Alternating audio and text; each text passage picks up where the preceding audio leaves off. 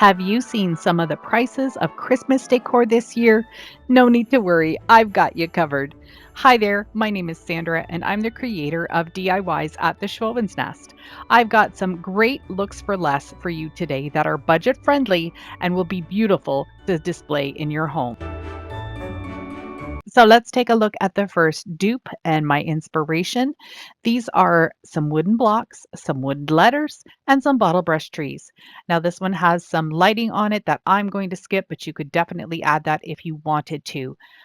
This is regular $113 and it's on sale for $80. Really? This is wood and bottle brush trees. Let's go. I'm starting off with some 2.5 inch by 3 inch wood blocks that I just cut with my miter saw. I'm going to take some stain that I've mixed up in a little bottle. I've got some gray and burnt umber together and some water, and then that just creates my custom rustic look stain. I'm going to give all of the blocks one good coat, making sure that everything is covered. I love being able to use acrylic paint and water to make my own custom stain. And when I use these little bottles from the Dollar Tree, it's really handy because then I don't have to mix it up every single time I want it. I grabbed some wood letters and some wooden snowflakes, and I'm just going to give them the same color stain as the blocks. Make sure your blocks are completely dry. I let these sit for a couple of hours because I want the glue to stick really well. I'm just using my Gorilla Glue gun with some regular hot glue sticks. That's totally enough to keep these all together. So I'm just going to go ahead and glue all 5 pieces together to make the stand.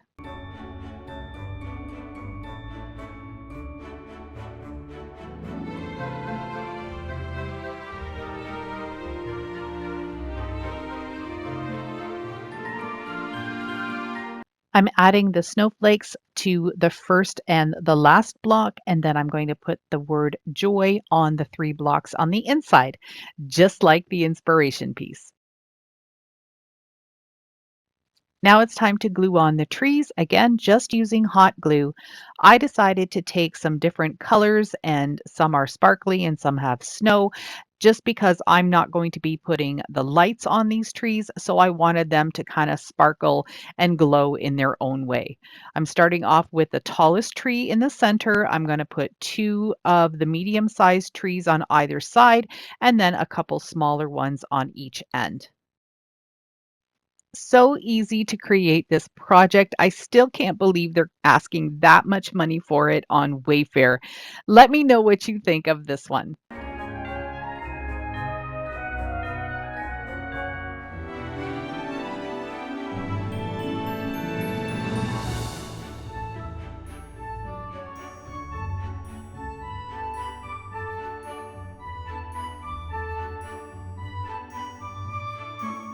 I'd like to send out a big thank you to all of my current viewers and subscribers. I really appreciate each and every one of you, and my channel wouldn't be where it was today without your support.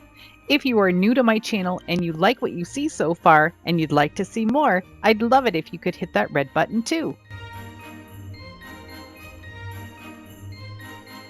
I thought this tree was really nice and rustic. I know it's made from driftwood, which is really soft and smooth, but you could definitely replicate this with some branches from your backyard. $70? I don't think so. As I said, if you've got trees or branches in your backyard, you can definitely do this project. I had a lilac bush that needed some trimming anyway, so I went ahead and pulled some bigger branches and some smaller branches. I cut them into different lengths and grouped them in threes.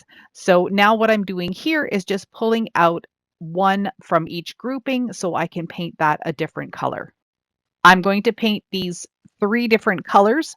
One color, of course, is just going to be the natural wood, but this second color is just white. This is just regular latex paint. You can see I've got it in a big jug here, nothing fancy.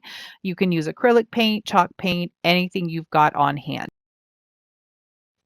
The next color I'm going to use is this one called Mushroom. It's sort of a cross between beige and gray. I think it is very similar to the Mineral Chalk Paint by Waverly. And I'm going to give my second set of branches this color. Again, just one coat and then set it aside to dry. The next step is to drill some holes into the center of each of the branches, making sure you go all the way through. I always like to put a scrap piece of 2x4 underneath my wood because I don't want to accidentally go through my table. The reason I'm doing this is because I'm going to be taking a dowel, fitting it through so these are really nice and sturdy. I didn't think that plain hot glue would keep them together, so I figured if I used a dowel, then that would keep everything nice and sturdy. For the base of my tree, I decided to just use a spindle instead of a piece of birch, but you could do whatever you wanted. I drilled a hole in the spindle, added some hot glue as you see me doing here, and now I'm putting my dowel in, and that's going to hold everything nice and sturdy. Now I'm going to just start feeding the wood pieces right onto the dowel. The hole that I drilled is big enough that they'll easily slide right through. I'm also going to make sure that they're in a different direction each time I put them on, but because I'm not hot gluing them together, I'll be able to make adjustments later on. I am collaborating today with my very good friend Sonja over at Domestic Diva DIY. She is also doing some Look for Less, so when you're done watching my video, head on over to her channel. I'll leave the link to her video and her channel down in my description box. I got to the point where the wood pieces were getting too small to fit in this larger dowel, so I'm trimming it off, but I'm going to leave a little bit sticking out simply because I want this piece of wood to fit halfway into the larger dowel, and then I'm going to be pushing the smaller dowel in from the top. I'll use hot glue to hold everything in place. I continued adding the wood pieces that had holes drilled in them, but once I got to the ones that were too small to drill holes, I trimmed off the rest of the dowel and then just secured it in place with hot glue. Now I'm going to be taking the smaller pieces of wood and just hot gluing those together one on top of each other. I'm sorry that I'm kind of off screen here, but I think you can see a little bit of what I'm doing. I added a little pine cone to the top of the tree, and I'm really happy with how this tree turned out.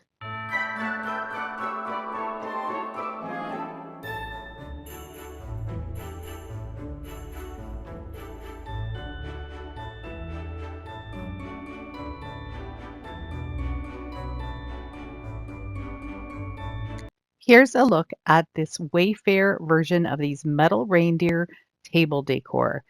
It's a piece of wood, it's 3 metal reindeer, and it's $76 on sale. Okay, so let me show you how I recreated this for about $2.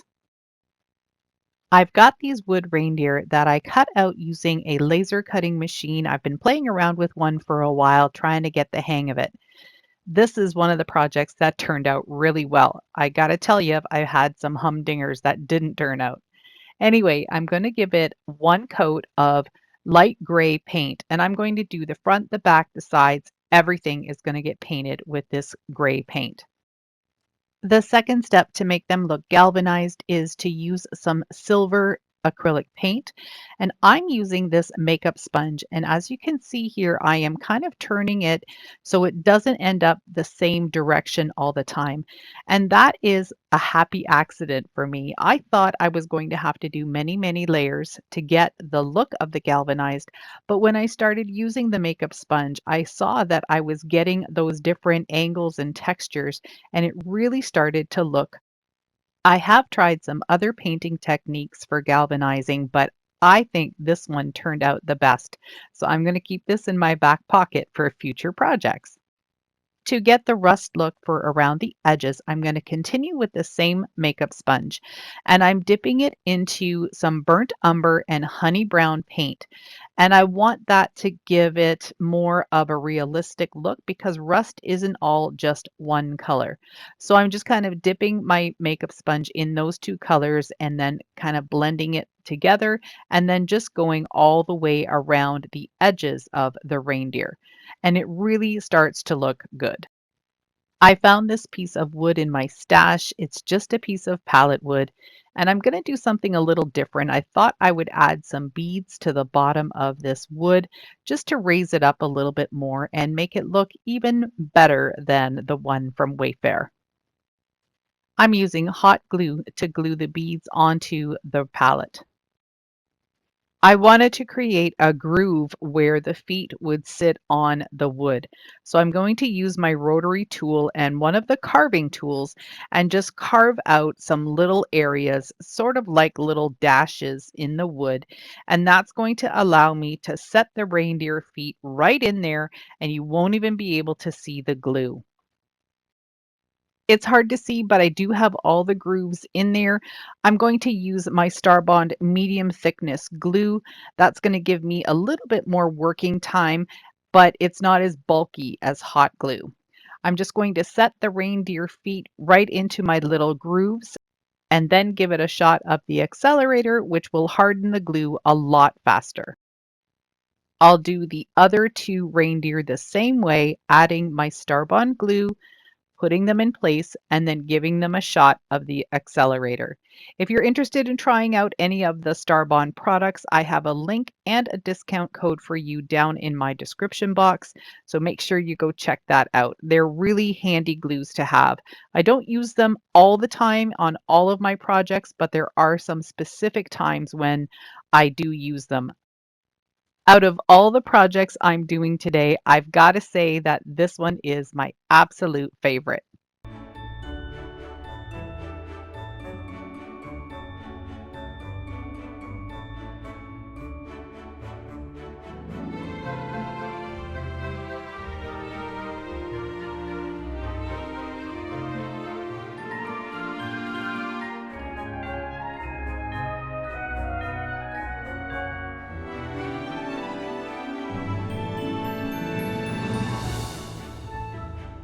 I had an idea to make a clay reindeer tea light holder, and this is one that I found on Etsy for $40. I was able to make mine for about $3.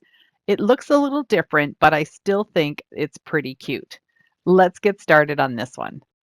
I'm going to be using the Dawes Air Dry Clay. I get this at Michael's. I'm just going to use an old knife that I have in my tool supply, and I'm going to just cut off a piece. To store the extra clay, I like to use a piece of saran wrap and I really put it snugly around the clay. I pat it into the clay at the top and then I put it into a Ziploc bag, making sure that I pull out as much air as I can. This way I get to use the clay for a couple of months before it starts to harden.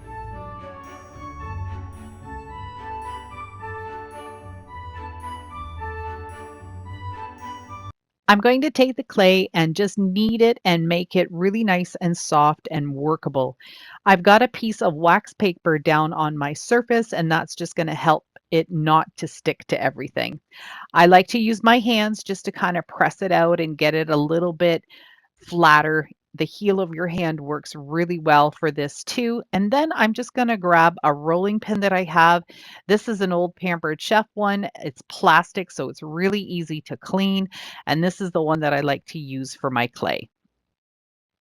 I'm rolling the clay to a little bit thicker than a quarter inch. I didn't measure anything. I just kind of eyeballed it, but I did know that I wanted my reindeer pieces to be nice and thick so they would be able to stand up really well.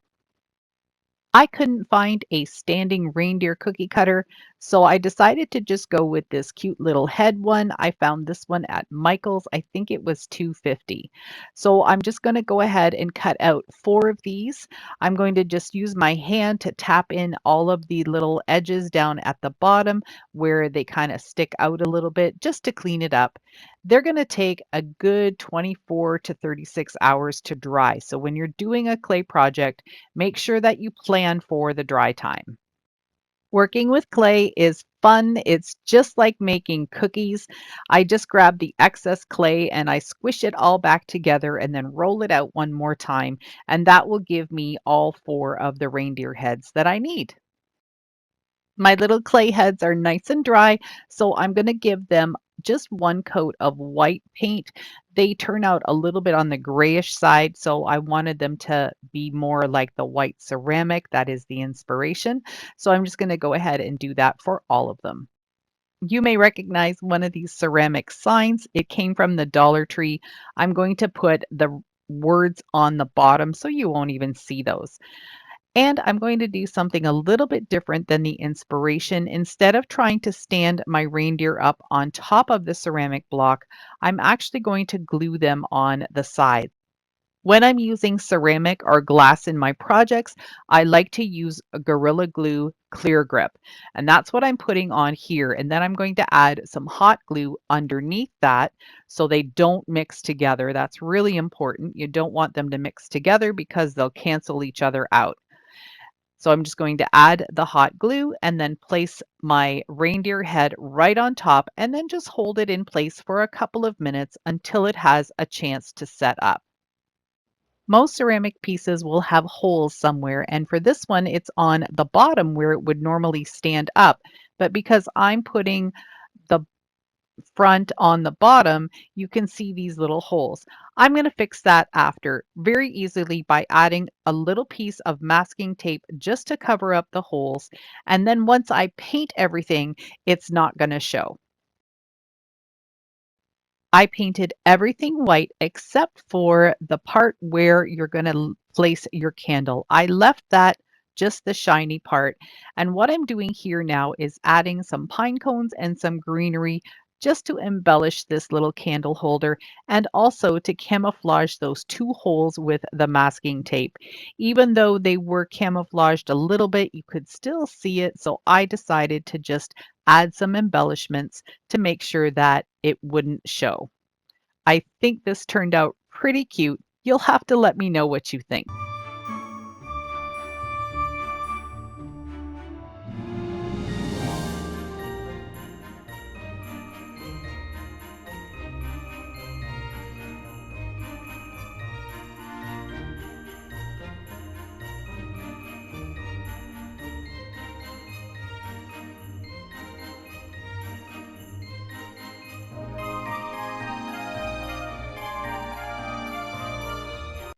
I saw this ornament on Etsy and I love wood Christmas ornaments.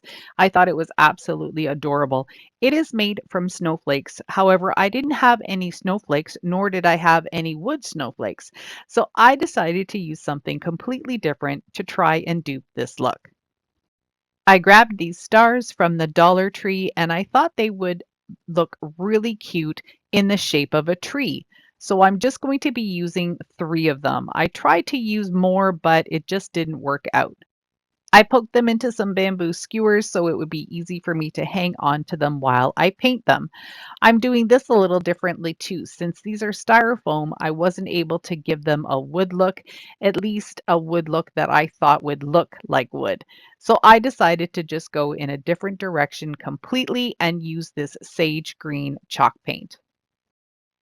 I'm using this large upholstery needle and some of this black and white butcher twine, and that's what I'm going to use to poke through the stars and make sure that I can get that twine all the way through. But I have to start with the jingle bell because that's the very bottom of the ornament in the inspiration.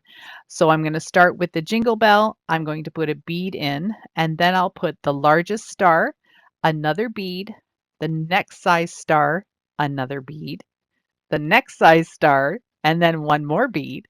And then I'm going to just finish it off by making a loop at the top. I tied the twine off at the top of the jingle bell because that's where it went through the loop. And then I'm going to just hot glue it in place so it stays nice and straight underneath the bead. I finished it off by adding a little black and white gingham bow, and I think this looks really cute.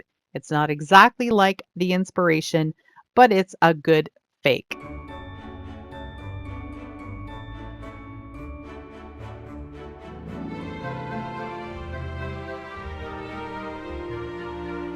Thank you so much for spending some of your valuable time with me today. I truly appreciate it.